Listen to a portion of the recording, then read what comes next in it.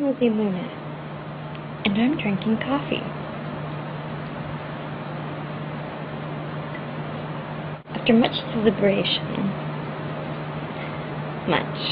I have finally found my top 20 favorite movies of all time. Granted, there were a lot of movies that didn't make the cut. But let's check out the ones that did. Number 20. The first movie to start out our countdown is a Leonardo DiCaprio movie.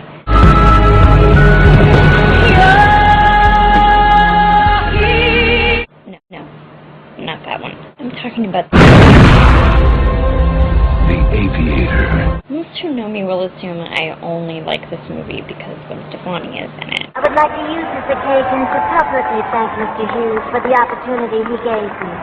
Thank you. But that's just not entirely true. I do admit I bought it purely due to Gwen's cameo as the lovely Jean Harlow. Let's take a bow. In spite of that fact, I actually really love this film. Martin Scorsese tells the life of the renowned aviator, Howard Hughes. Howard not only flew planes and built them, but he was also a famous director in Hollywood. The movie mostly takes place between the mid-1920s and 1940s. It's beautifully shot and exquisitely told, and the portrayal of Howard Hughes and his severe OCD, due in part to his mother, is absolutely captivating while at the same time disturbing. Leo's approach to Hughes' condition is palpable. Something consumed him. We are touching things. No, I want to see the blueprints again. Show me all the blueprints. Show me all the blueprints. Show me all the blueprints. Is the truth behind the mask? The movie really pulls you in to Howard Hughes' self-inflicting suffering. In reality, his condition became so severe, he spent the last year or so of his life holed up in a hotel room. On the right side of the more serious topics in this film, you get to see a nice shot of Leo's butt. Hooray, male nudity! Or what I'm assuming is Leo's and not a stand-in.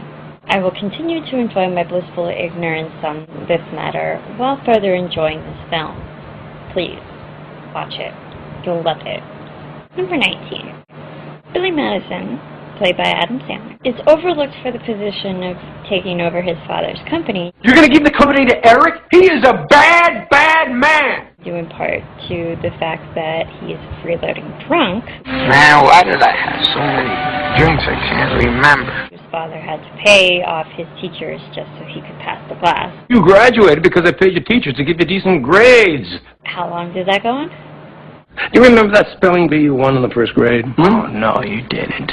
So, in order to prove to his father and stick to the villain of this movie, Billy goes back to school. Oh, back to school to prove to Dad that I'm not a fool. This is a classic Adam Sandler comedy, and is one of his best.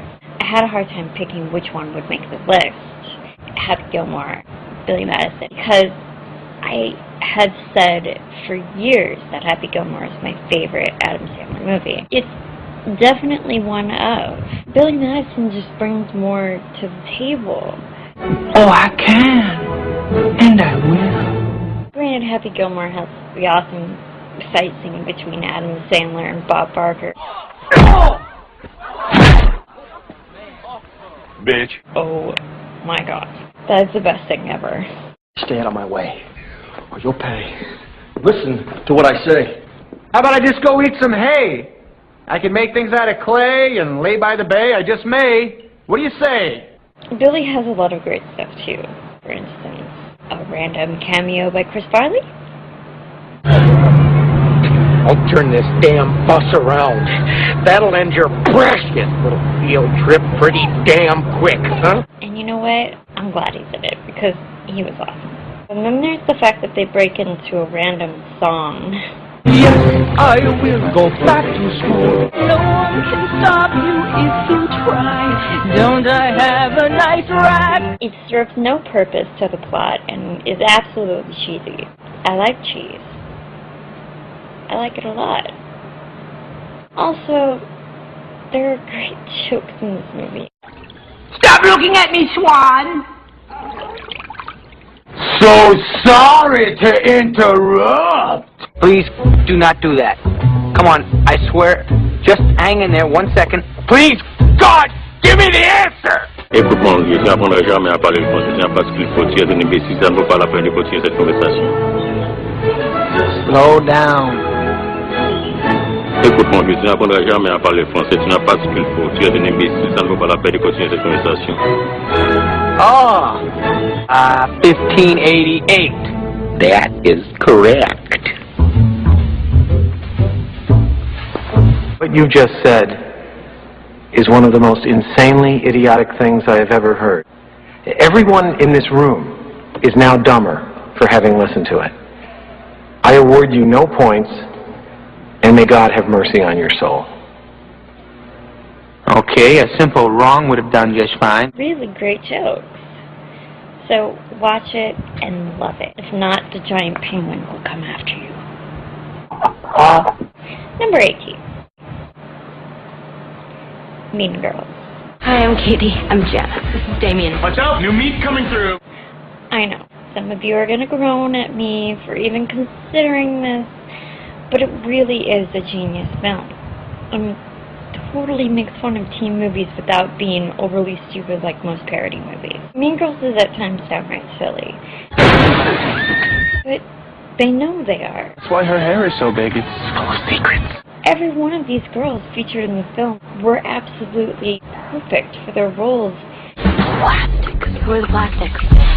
They're teen royalty. That's Karen Smith. She is one of the dumbest girls you will ever meet. Who's looking fine tonight? That's Mosikowski. He's your cousin. What? He's a good kisser. Gretchen Wieners. I'm sorry that people are so jealous of me, but I can't help it that I'm popular. And evil takes a human form in Regina George. Regina seems sweet. Get in, loser. We're going shopping. As far as the co-stars, it's all just really perfect. Tina Fey, Tim Meadows. Welcome. I'm from Michigan.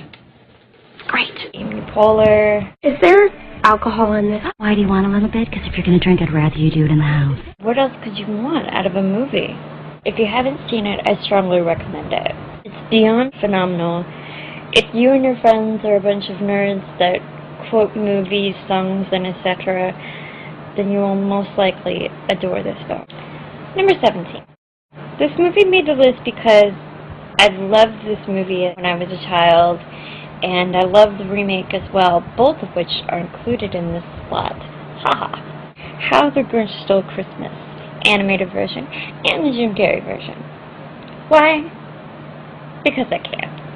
I love the whimsical Dr. Seuss animation in the original. Santa Claus, why? Why are you taking our Christmas tree? I love the dialogue. And they're hanging their stockings, de-snarled for the sneer. And the story. I like that it's not based off of some other Christmas story that's being milked for all that it's worth. In the remake, I'll admit when I first saw it, I hated it. But Jim Carrey truly delivers as the Grinch. Hate, hate, hate, hate, hate, hate. Double hate. Loathe entirely.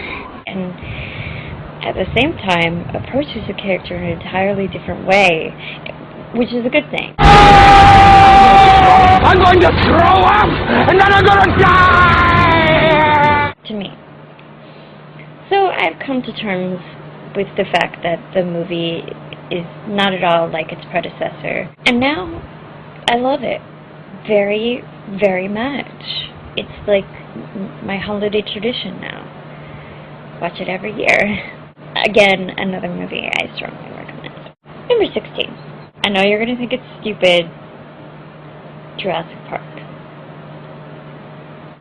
I absolutely love this movie. I love the science of it. I'm not a dinosaur kind of girl, but I love the idea of taking something that died out a long time ago and regenerating it in a way. I also love the fact that since they decided to be incredibly cocky and regenerate every species of dinosaurs, You bred raptors. that they got what they deserved in the end, because they were overzealous. The thrill of Rex and some raptors hunting the characters,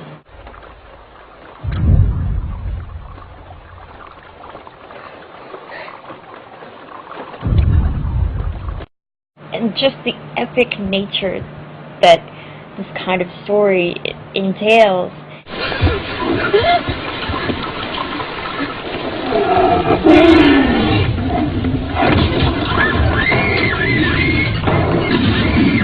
It may have changed a lot of the story from the book, but I still think it held its own. And I think you should watch it. Number 15. You may be wondering, is Angelina Jolie going to be on this list? Where is she? Well, here she is. Tomb Raider. And actually, Tomb Raider 2. I love to watch Angelina Jolie kick ass, especially Brad Pitt. In fact, her line in Mr. and Mrs. Smith shouldn't have been, "Who's your daddy now?" It should have been, "That's what you get for making a terrible movie like Cool World. What were you thinking?" All joking aside, I love the action sequences.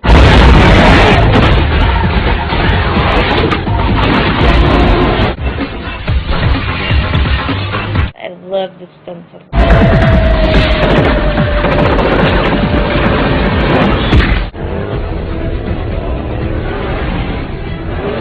dialogue. We can be partners. You might try to kill me. I'm not going to kill you. I said you'd try. Her Majesty formally requests that you find and recover this box. Oh.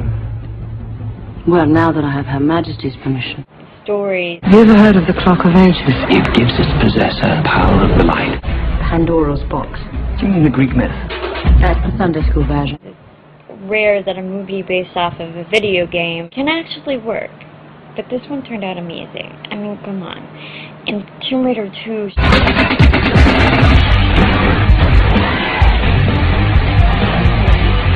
How fucking awesome is that? Number 14. Sin City. Oh my god, the visuals of this one.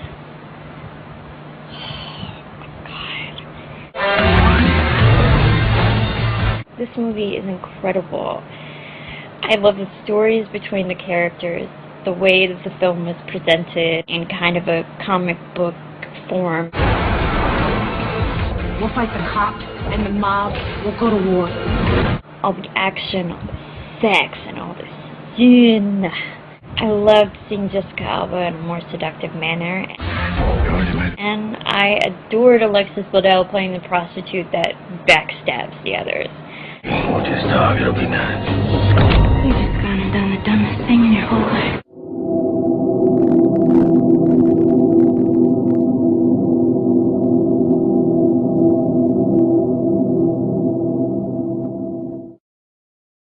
I enjoy seeing growth in actors. That says to me that they have real talent, even if it is creepy to watch. For instance, Elijah Wood playing a cannibalistic murderer in this film.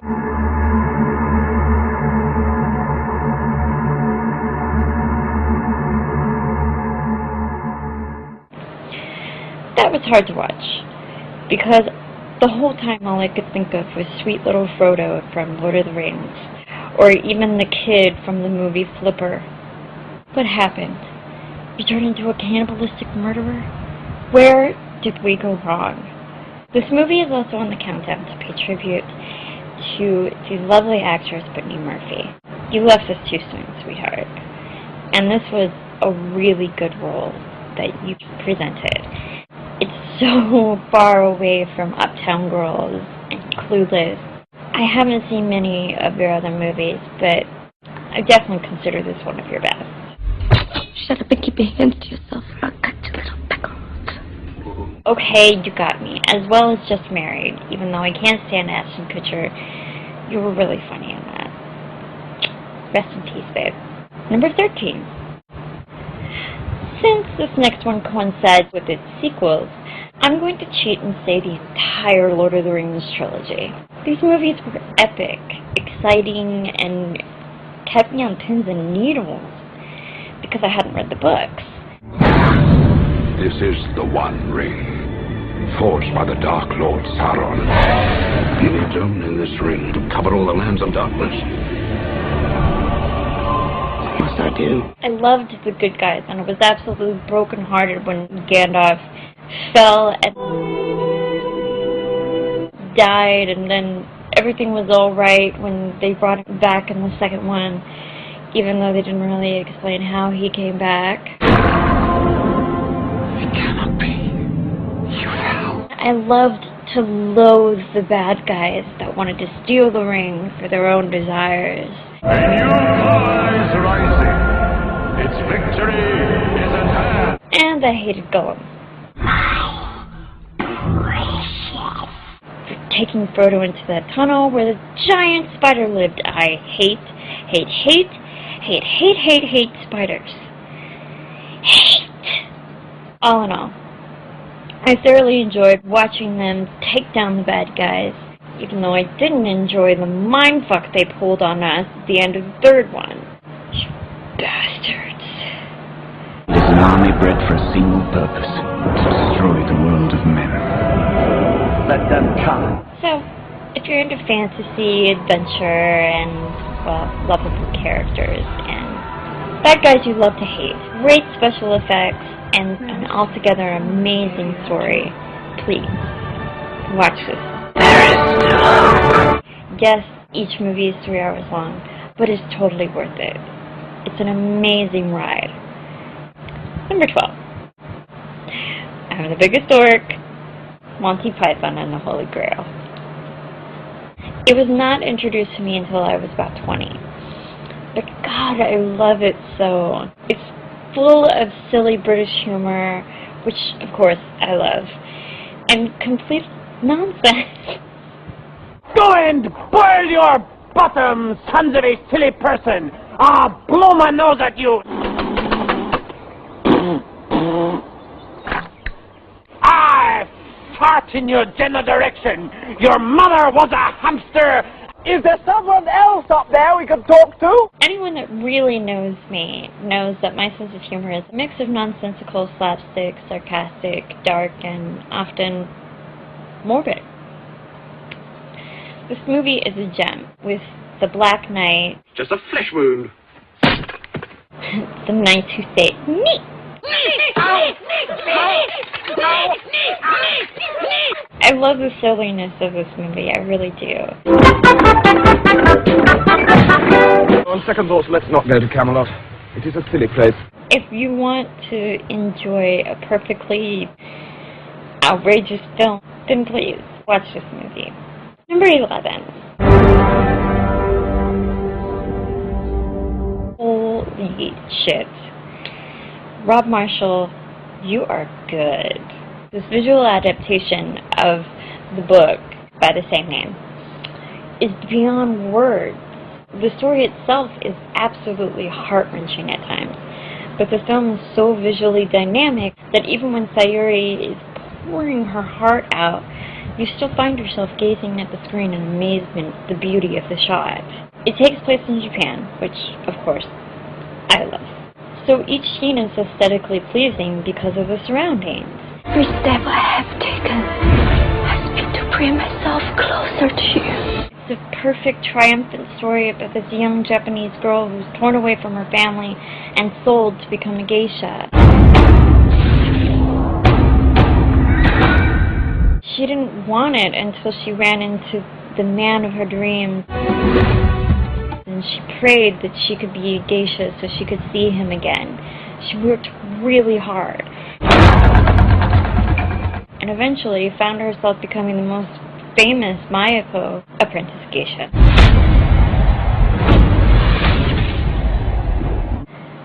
Please watch this movie. Please. Number 10. The Uninvited. Oh my god. This movie is both unpredictable and thrilling. No, Nana. I don't think this is going to work out.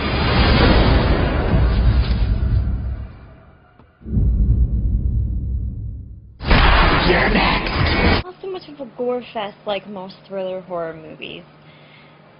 More of a mind-blowing story, seriously. The ending came out of thin air. It's intense. You're not gonna ruin this for me.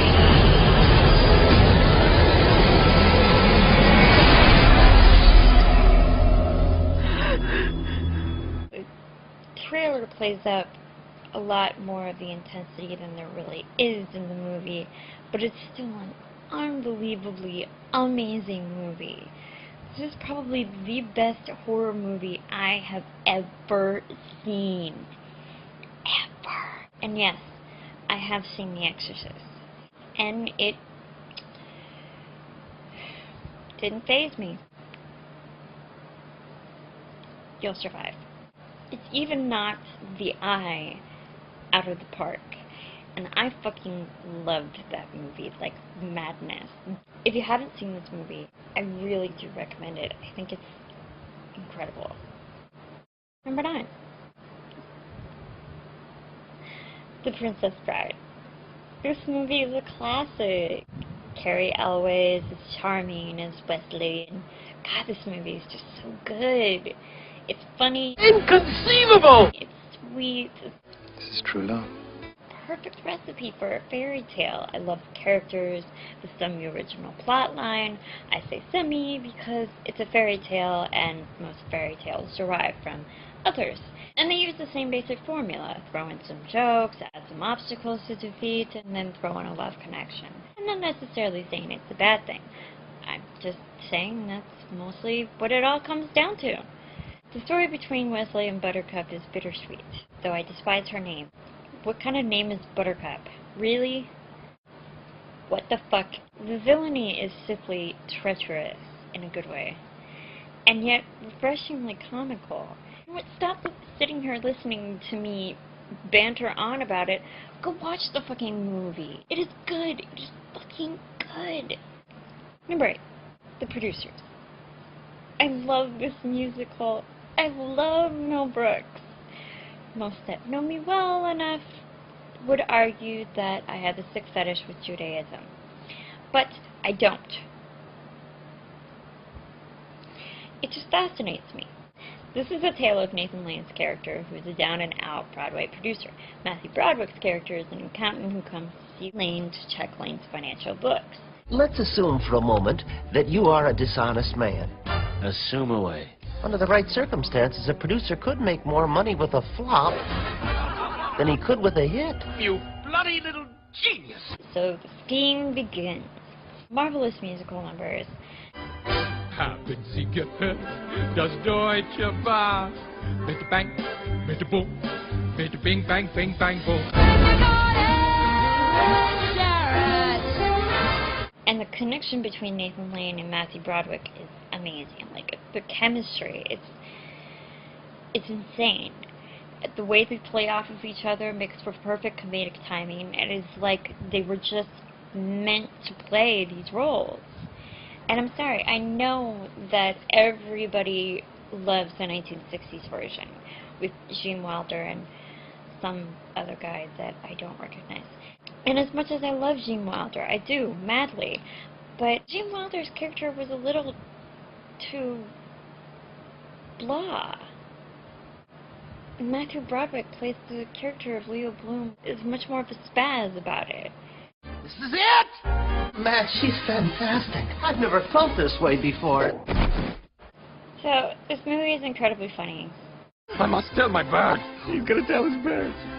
Bertha, Heidi, Wolfgang, Adolf. I love you! Already had your toilet break.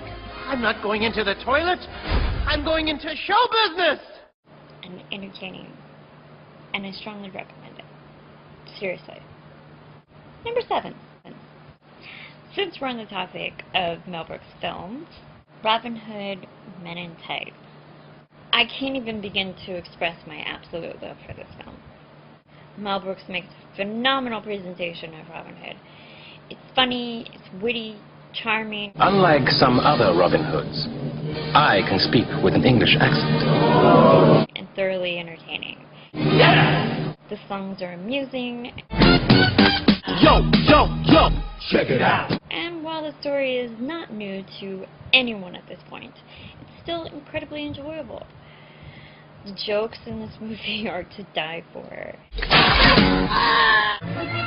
Ow! I challenge you to a duel. I accept. If you haven't seen it, or you just haven't seen it in years, go find a copy and watch it. You won't regret it. Go now. Why should the people listen to you? Watch it. Go watch it. Number 6. Ace Ventura. Come on. You can't do a countdown of top favorite movies without some... From beginning to end, this movie is fucking funny. And it's regularly quoted amongst my friends and I. Regularly. You have a quirky pet detective, Ventura, trying to make a buck and save some animals in the process. He's the only one there is. He gets into all kinds of trouble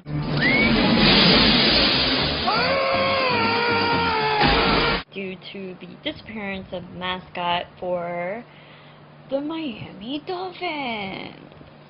There are so many great jokes in this film that you will find yourself saying for years. Oh, righty then. Captain Blog, starting 23.9. I just can't do it, Captain. I don't have the power. Do not go in there. Woo! I could literally watch this movie every day and not get tired of it. But I don't. Just because I don't. But I could, if I wanted to. But I don't want to. I strongly recommend this film. Yes, yes, yes! Number 5. Another musical.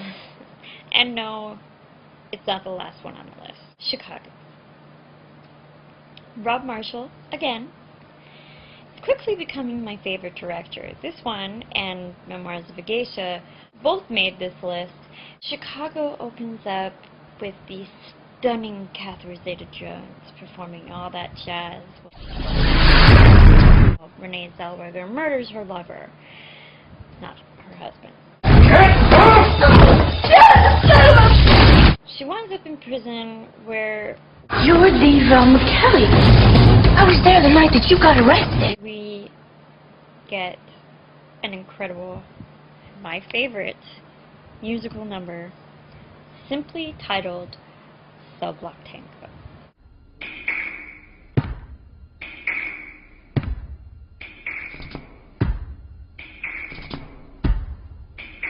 This is my favorite because of the production of it. All the dancers. Top 6. Squish. Cicero. Lip shift. The aggression. I fired 2 warning shots. Into his head. The angles, the choreography. He had it coming. He had it coming. He only had himself to blame. If you'd have been there. The climax of the song on its own is enough to make you climax. The dirty bum, bum, bum, bum. The dirty bum, bum, bum. They had it coming. They had it coming. They had it coming. They had it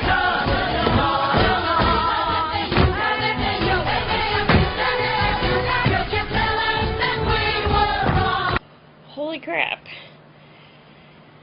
It's absolutely unbelievable.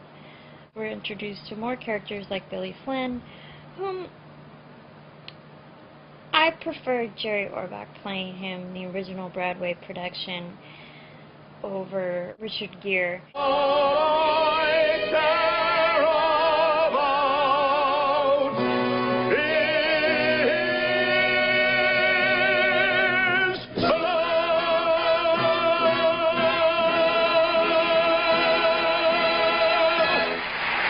Jerry Orbach, c'est magnifique.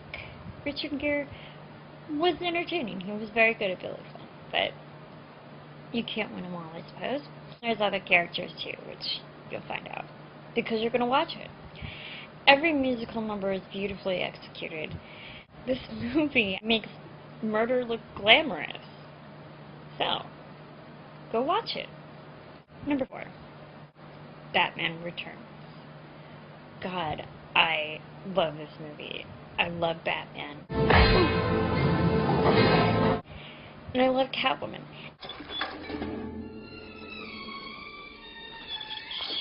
And here I finally get them together.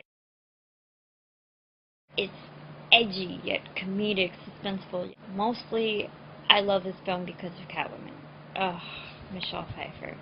You are so good at being bad. Sexual vixen donning a leather suit, yet kicks ass at the same time. And you get outstandingly awesome scenes such as these.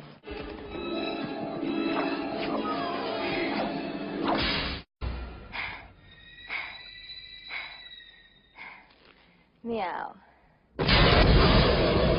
All in all, this movie is definitely a top favorite.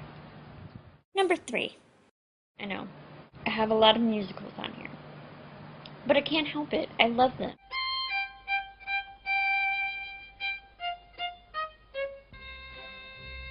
The Fiddler on the Roof. It's probably my absolute favorite. It was one of the first musical movies I ever saw, and it inadvertently ignited my fascination with Judaism. This is a story about a man and his quaint village in Russia.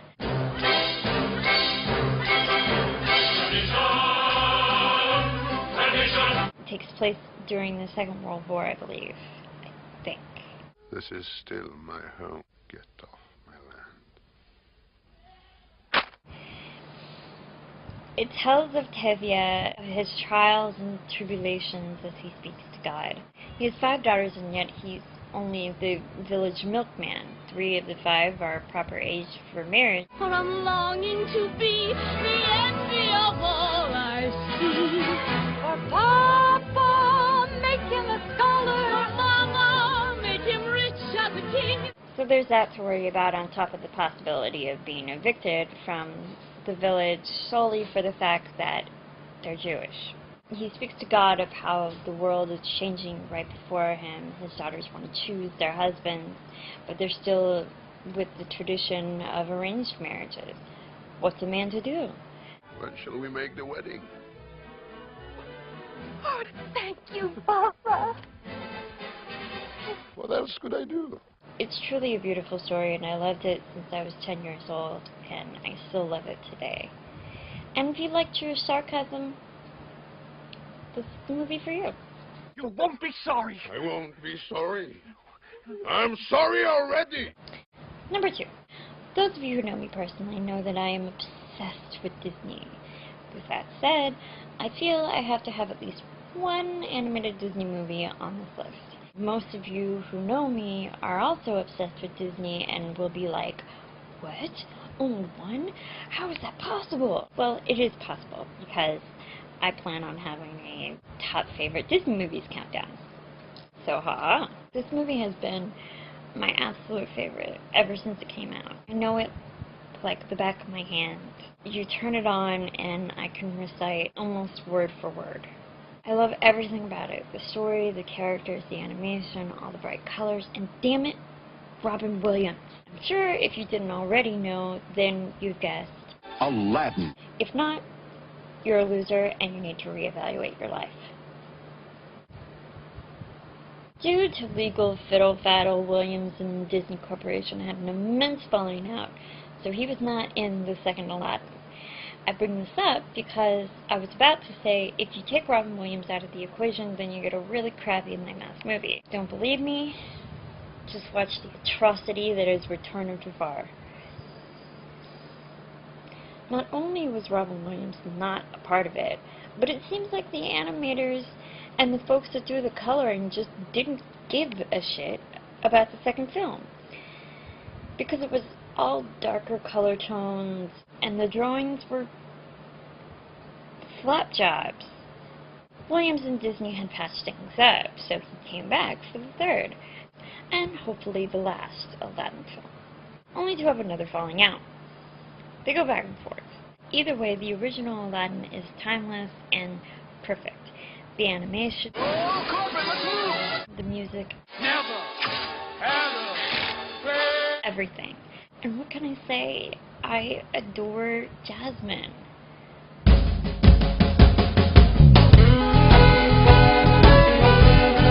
And finally, the number 1 favorite movie of all time, Pirates of the Caribbean: Curse of the Black Pearl. I do love all 3 Pirates films, but this one is my favorite. The effects, the epic shots, the humor, the costumes, the fight scenes. It's funny. Would it taste you the meaning of pain? You like pain? Try wearing a corset. And it's thrilling, and it's a DVD I have played so many times that I've worn it out. I'm not kidding you. I can't watch the fucker now, which is a tragedy within itself. Johnny Depp is monumental as Jack Sparrow. He has the greatest entrance in the entire movie of all the characters.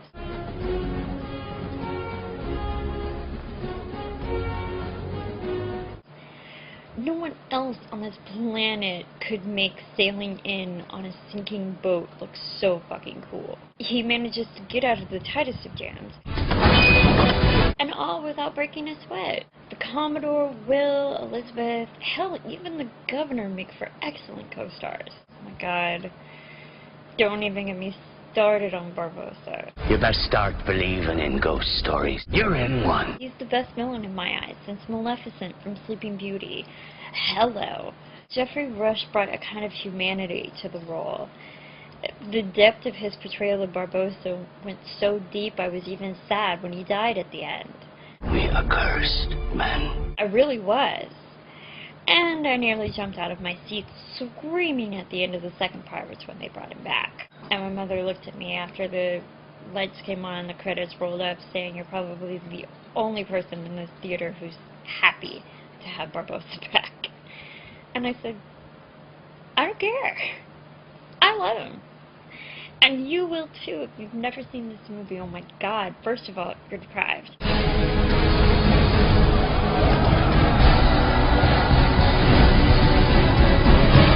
Aside from that, go find a copy and watch this movie. Or download. You didn't get the idea from me.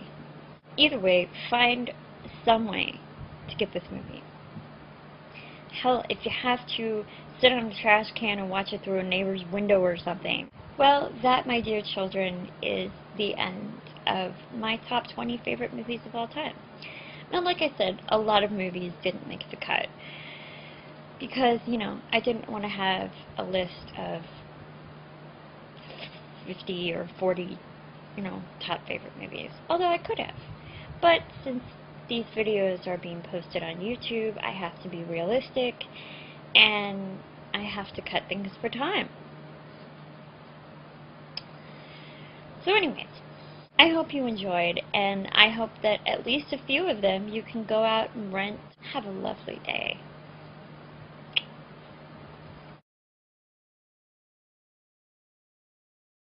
I love the science of it.